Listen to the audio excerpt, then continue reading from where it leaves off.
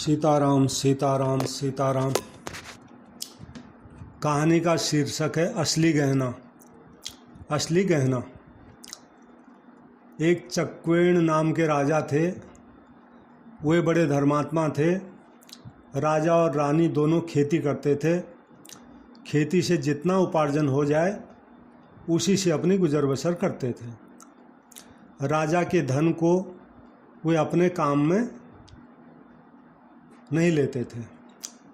राज्य का जो धन था उसको अपने काम में नहीं लेते थे और जो कर लेते थे प्रजा से, उस कर को प्रजा के ही भलाई में खर्च करते थे। राजा होते हुए भी वे साधारण मोटा कपड़ा पहनते थे और भोजन भी साधारण ही करते थे। एक दिन नगर में कोई उत्सव हुआ। नगर की स्त्रियां रानी के पास आई। उन स्त्रियों ने बढ़िया बढ़िया रेशमी वस्त्र और हीरे पन्ने से जड़े हुए सोने के आभूषण पहन रखे थे। उन्होंने रानी को देखा तो कहा कि आप तो हमारी मालकिन हो, आपके तो हमारे से भी बढ़िया गहने कपड़े होने चाहिए थे, पर आपने तो साधारण वस्त्र पहन रखे हैं। रानी के कोमल हृदय में उनकी बात लग गई। रात्रि के समय में उसने राजा से कहा, आज मेरी बड़ी फजीती हुई। हमारी प्रजा की स्त्रियों के तो ऐसे ऐसे बढ़िया कपड़े गहने हैं और हम उनके मालिक हैं, हमारी ये दशा हो रही है। राजा ने कहा, देखो हम खेती करते हैं, उससे जितना पैदा होता है उतना हमारा खर्च हो जाता है, ज़्यादा पैदा होता नहीं, तो अब क्या करें। प्रजा से आया हुआ धन हम अपने काम में लेते नहीं, फिर भी हम तुम्हारे लिए गहनों का प्रबंध कर देंगे, तुम जो है थोड़ा धैर्य रखो। दूसरे दिन राजा चक्वेण ने अपने एक आदमी से कहा कि तुम लंकापति रावण के पास जाओ और उससे कहो कि राजा चक्वेण ने आपसे कर मांगा है, उससे कर के रूप में सोना लेकर आओ। वो आदमी लंका गया रावण के पास। रावण ने पूछा कि कैसे आए हो। वो बोला कि मेरे को महाराज चक्वेण ने आपके पास कर लेने के लिए भेजा है। रावण बड़े ज़ोर से हंसा और बोला कि देखो, आज भी संसार में ऐसे मूर्ख आदमी हैं जो रावण से भी कर मांगते हैं। पता नहीं अकल कहाँ चली गई। रावण क्या कर देगा। वो आदमी बोला कि आपको कर देना पड़ेगा, आप दे दो तो अच्छी बात है। रावण ने तिरस्कारपूर्वक कहा, मेरे सामने ऐसी बात कहने की तुम्हारी हिम्मत कैसे हुई, निकल जा यहाँ से। रात में रावण अपनी पत्नी मंदोदरी से मिला तो उससे कहा, ऐसे ऐसे मूर्ख भी संसार में हैं। आज चक्वेण का एक आदमी हमारे पास आया था, मेरे से कर के रूप में सोना मांग रहा था। मंदोदरी बोली कि आपने कर दिया कि नहीं दिया। रावण बोले कि तू भी ऐसी बात करती है, तू पगली है, बात समझती नहीं है, तू मेरी महिमा जानती ही नहीं है। अरे मैं रावण हूँ, रावण क्या कर देगा। मंदोदरी बोली कि महाराज आप कृपा करके उसको कर दे दो, नहीं तो अच्छा नहीं होगा, आपको कर जरूर देना चाहिए। मंदोदरी राजा चक्वेण के प्रभाव को जानती थी क्योंकि वह पतिव्रता थी। पातिव्रत के प्रभाव से वह इतना जानती थी जितना रावण भी नहीं जानता था।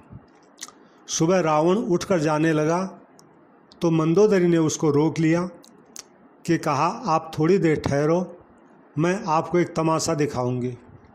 रावण ठहर गया। मंदोदरी रोजाना छत पर कबूतरों को दाना डाला करती थी। दाना डालने के बाद जब कबूतर दाना चुग रहे थे तब मंदोदरी ने उनसे कहा कि अगर एक भी दाना चुगा तो महाराजा धीराज रावण की दुहाई है। लेकिन कबूतरों पर मंदोदरी की इस बात का कुछ भी असर नहीं हुआ और वे दाना ज्यों के त्यों चुगते रहे। फिर मंदोदरी ने कहा रावण को कि देख लिया आपका प्रभाव कितना है। रावण बोला अरे तू कैसी पागल है, वो पक्षी हैं, वो हमें क्या समझे कि मैं रावण हूँ। मंदोदरी बोली कि अब दिखाती हूँ आपको। उस मंदोदरी ने फिर कहा अगर एक भी दाना तुमने चुगा तो महाराज चक्वेण की दुहाई है, ऐसा कबूतरों को बोला। मंदोदरी द्वारा ऐसे कहते ही कबूतरों ने दाना चुगना छोड़ दिया। केवल एक ही कबूतरी ने दाना चुगा तो चुगते ही उसका सिर कटकर अलग हो गया, कारण कि वो जो कबूतरी थी वो जो है बहरी थी, उसने मंदोदरी की बात सुनी नहीं। रावण बोला कि ये तेरा कोई जादू है, मैं तेरी बात को नहीं मानता। रावण हंसता हुआ वहाँ से चला गया। अब रावण जाके राजगद्दी पर जाकर बैठ गया। राजा चक्वेण का आदमी फिर वहाँ आया, बोला कि महाराज रात में आपने विचार किया कि नहीं किया, आपको कर के रूप में सोना तो देना ही पड़ेगा। रावण हंसकर बोला कैसे आदमी हो तुम, देवता हमारे यहाँ पानी भरते हैं, हम क्या कर देंगे।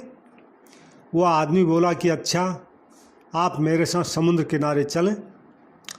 रावण को भय तो था ही, वो उसके साथ समुद्र किनारे चला गया। उस आदमी ने समुद्र किनारे बालू से लंका की आकृति बना दी। लंका के जैसे 4 दरवाजे थे वैसे ही बना दिए चारों दरवाजे। अब उसने पूछा कि लंका ऐसी ही है ना। रावण बोला बिल्कुल ऐसी ही है, तुम तो बड़े कारीगर हो। वह आदमी बोला कि अब आप ध्यान से देखें। फिर उस आदमी ने महाराज चक्वेण की दुहाई है ऐसा कहकर उसने अपना हाथ मारा और वो जो रेत का बना हुआ दरवाज़ा था उसको गिरा दिया।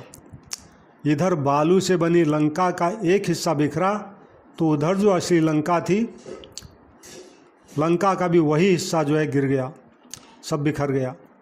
वो आदमी रावण से बोला अब तुम कर देते हो कि नहीं देते हो, नहीं तो मैं पूरी इस लंका पे अभी हाथ मारकर पूरी लंका को बिखेर देता हूँ। रावण डर गया, बोला कि हल्ला मत कर, तेरे को जितना चाहिए उतना सोना ले ले और चुपचाप यहाँ से चला जा। रावण ने उसको ले जाकर कर के रूप में बहुत सारा सोना दे दिया। अब रावण से कर लेकर वो आदमी अपने राजा चक्वेण के पास पहुंचा और उनके सामने सारा सोना रख दिया। चक्वेण ने वो सोना रानी के सामने रख दिया कि जितना चाहिए उतने गहने बनवा लो। रानी ने पूछा कि इतना सोना कहाँ से लाए। चक्वेण ने कहा कि ये रावण के वहाँ से कर के रूप में मिला है। रानी को बड़ा आश्चर्य हुआ कि रावण ने आखिर कर कैसे दे दिया। उसने कर लेने वाले आदमी को बुलाया और उससे सारी बात पूछी कि कैसे कर लेके आए। तो उसने चक्वेण की रानी को सारी कथा सुना दी। कथा सुनकर रानी चकरा गई और बोली कि मेरा असली गहना तो मेरा पतिदेव है, दूसरा गहना अब मेरे को चाहिए नहीं।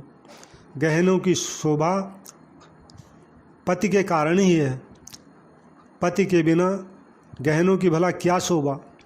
जिनका इतना प्रभाव है कि रावण भी उनसे भयभीत हो गया, उससे बढ़कर गहना और कोई हो भी नहीं सकता। रानी ने उस आदमी से कहा कि जाओ ये सारा का सारा सोना रावण को वापस कर दो और कहो कि महाराज चक्वेण तुम्हारा कर स्वीकार नहीं करते। सीताराम सीताराम सीताराम।